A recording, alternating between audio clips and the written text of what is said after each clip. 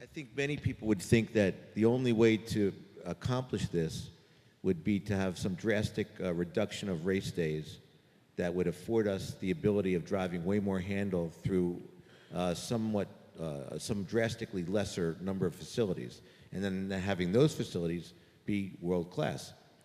So I was curious if that in fact is a viable concept, or maybe the only way to do this. How does the trainer, owner, breeder community feel, or representatives feel, knowing that there'll be way less of you employed?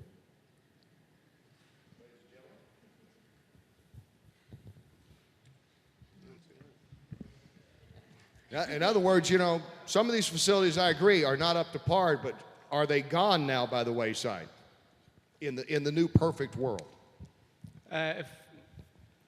Representing the breeders, if we reduce the number of racetracks and the number of race days, and we can increase then the field size and improve the quality of the racing, I think we not only help to improve the breed, but we also help to bring in more fans who are then enthralled by the racing, bet more, increase the handle.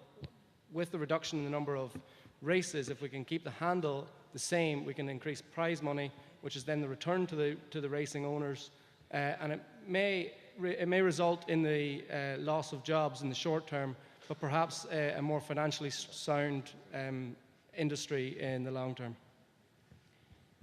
Coming from the trainers, though, I do agree. In some ways, it's no trainer's going to like to hear shorter race days and stuff. But and also with some of these smaller tracks, it's a great place for some of your first-time starters to break their maidens and to get some experience before they go up and face tougher competition. And it's also proven too that the bettors do like to see horses with a bit of history. That it's harder to handicap a maiden race than it is a race where there's some horses with some experience or had some starts already. So I mean, it does help increase the number of bettors on horses that have had a chance to run at some of these smaller tracks. As a racetrack operator, I wonder if there's any way, getting back to the national body to evaluate these facilities, if there's any way to go about it almost like the health committee might do in restaurants. Well, there's an A rating, there's a B rating. Those B ratings are still allowed to operate, but maybe they won't have the customers that are paying the most money. Well, can we keep around those smaller tracks, and can they be when they're coming around to evaluate, can their facilities just be kept to a slightly more cost-effective, maybe not quite as glamorous or inviting as like a Saratoga or Del Mar, but still perfectly functionable and perfectly usable to keep those jobs and to keep that other market, the lower claimers and lower allowance races, to keep that market around. Mary? I think that I was really looking for Michael and Leah to maybe, as far as, yes, you're 100% right that that's going to make things ultimately a lot better and have a better product that should potentially maybe even increase handle. But I'm not sure that one of the problems here is that the pain that's going to take, or so-called pain, to address that problem by a vastly smaller amount of horses, and therefore all the commensurate owners, trainers, breeders, help, etc., TV commentators maybe even. But I think that necessary. Are you really willing to say, hey, we're going to take one for the good of the team and draw lots and say, okay, half of us don't have a job anymore? It's a stimulus plan in reverse. No, I mean, there's no breeder out there is going to be the chivalry man and stand up and say, okay, I'm going to get out of the business. Every breeder is out there to try and provide the best possible product that they can provide.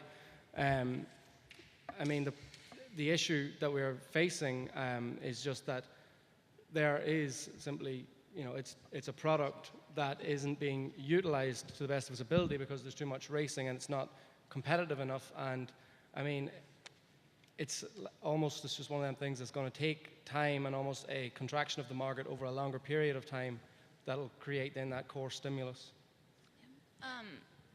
from a wagering perspective, I guess, I agree with you that no one's going to voluntarily get out of the business. You're not going to get a racetrack to voluntarily close its doors for the good of the industry. But I think the best way to accomplish it is through a free market. And right now, with the simulcasting and the ADW model that we have right now, the larger tracks are basically subsidizing the smaller tracks with source fees. And so I guess if this is what we want to accomplish, to have the better tracks stay in business and the smaller tracks close, it's kind of survival of the fittest. And if we get rid of source market fees and just give the whole of the revenue from takeout to the host track, then that's effectively what would happen. I think that the better, the quality, net exporting tracks are going to stay in business, and the lower quality importing tracks are going to go out of business. Anybody else have a question or perspective? We'll get to you here, and I want to throw in this for all of you.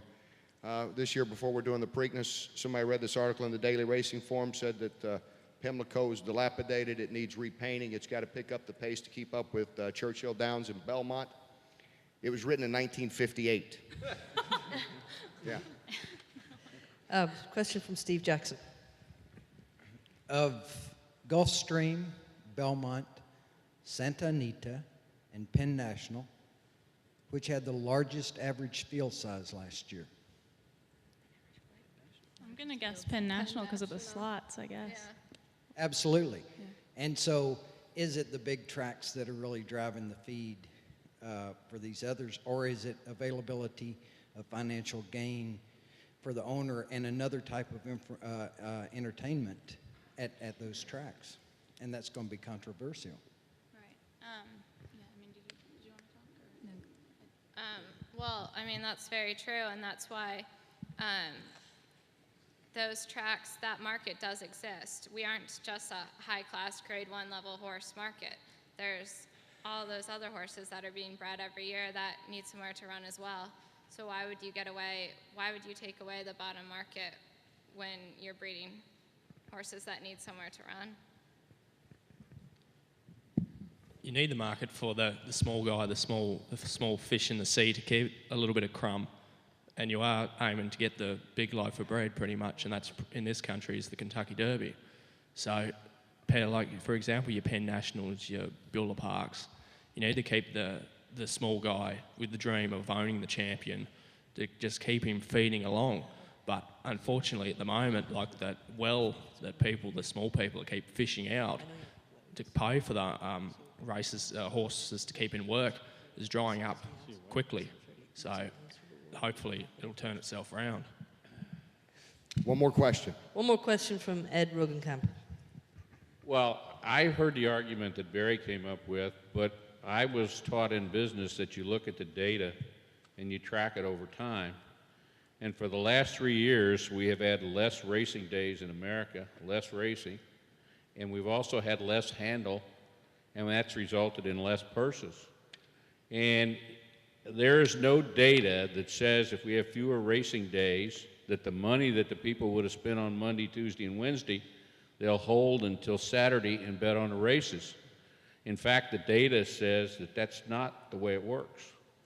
And in fact, if the other point that if we just had higher quality racing, there'd be more betting. Most of you know that a lot of the stakes races in this country don't have enough handle to cover the purse. So I think we ought to, as an organization, understand that before we jump to conclusions. Yeah, I agree with you about how you said the graded stakes races don't have enough handle to cover the purse, because a lot of them end up being 4 or 5 horse fields, and that's not attractive to a gambler. I think one of the biggest factors in deciding to bet on a horse race is field size. And so I think the necessary way to increase field size is you're going to have to decrease the number of races. You can't run the same number of races and increase field size unless we breed sounder horses that can run more often.